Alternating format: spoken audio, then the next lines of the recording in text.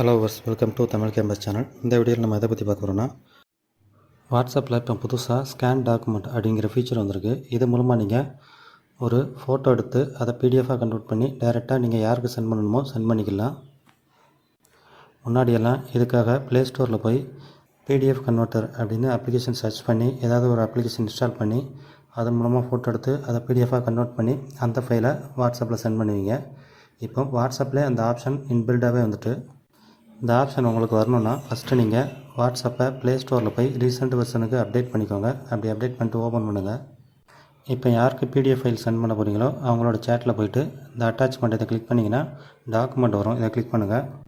இப்போ இதில் புதுசாக மூணாவதாக ஸ்கேன் டாக்குமெண்ட் அப்படின்னு ஒரு ஆப்ஷன் இருக்கும். இதை கிளிக் பண்ணுங்கள். இப்போ இதில் வாட்ஸ்அப்பில் உள்ள உங்கள் கேமரா ஓப்பன் ஆகிரும். இப்போ நீங்கள் எதை ஃபோட்டோ எடுத்து பிடிஎஃபாக கன்வெர்ட் பண்ணணுமோ அந்த பேஜை ஃபோட்டோ எடுத்துக்கோங்க. இதில் மேனுவல், ஆட்டோ கேப்ஷன் ரெண்டு இருக்கும். மேனுவல்னால் நீங்களே பார்டர் அட்ஜஸ்ட் பண்ணிக்கலாம். ஆட்டோ கேப்சர் அதுவே அட்ஜஸ்ட் பண்ணி ஃபோட்டோ எடுத்துக்கிடும். இப்போ ரெண்டாவது ஒரு பேஜ் ஃபோட்டோ எடுக்கணும்னா அந்த ப்ளஸ் சிம்பிளை கிளிக் பண்ணி ரெண்டாவது பேஜை ஃபோட்டோ எடுத்துக்கோங்க.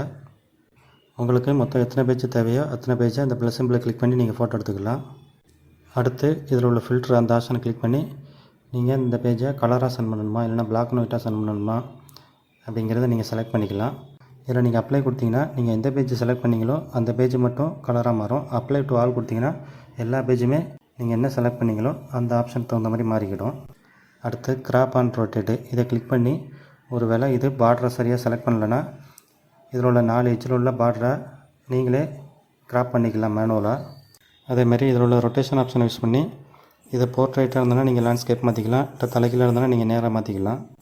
மாற்றிட்டு அப்ளை அதை கொடுத்துருங்க. அடுத்து இதில் உள்ள க்ளீன் ஆப்ஷன் அந்த ஆப்ஷனை யூஸ் பண்ணி இல்லை ஏதாவது டாட்டா பிளாக் லைன் மாதிரி எதாவது இருந்ததுன்னா அதை நீங்கள் இந்த ஆப்ஷனை யூஸ் பண்ணி ரிமூவ் பண்ணிக்கலாம். அப்படி ரிமூவ் பண்ணிட்டு அப்ளை கொடுத்துருங்க.